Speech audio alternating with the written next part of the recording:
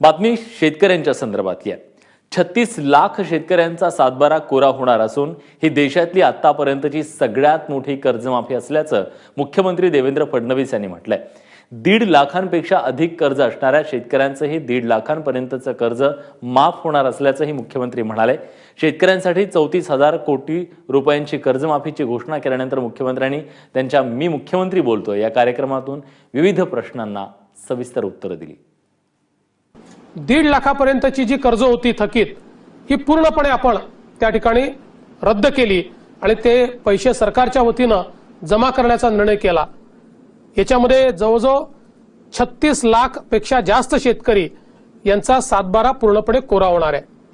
त्या व्यतिरिक्त अजून जवळजवळ 5 लाख शेतकरी असे आहेत, त्यातले 3 लाख तर असे शेतकरी आहेत की ज्यांनी 10,000 रुपये, 20,000 रुपये, 30,000 रुपये भरले तरीही 1.5 लाख रुपये सरकारचे मिळून त्यांचा सातबारा पूर्ण कोरा होणार आहे।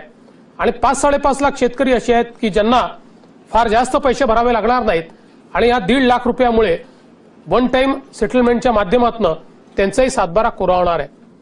जवळजवळ 1.5 लाख शेतकरी असे आहेत की ज्यांचं कर्ज हे फार मोठं आहे आणि त्यांना देखील 1.5 लाखाचा फायदा आम्ही निश्चित देणार आहोत, पण त्यांना उर्वरित कर्जाची तजवीज ही करावी लागेल आणि या माध्यमातून 40 लाख पेक्षा जास्त शेतकऱ्यांना थेट या योजनेचा फायदा घेऊन आपलं सातबारा कोरा करता येईल।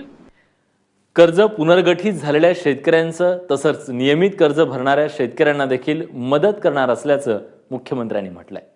ज्यावेळी मी विधानसभेत बोललो होतो त्याच वेळेस सांगितलं होतं की नियमित कर्ज भरणाऱ्या शेतकऱ्याला असं वाटू नये की आपण नियमित भरलं हे योग्य झालं नाही आणि म्हणून त्यालाही आम्ही काही ना काही योजना देऊ।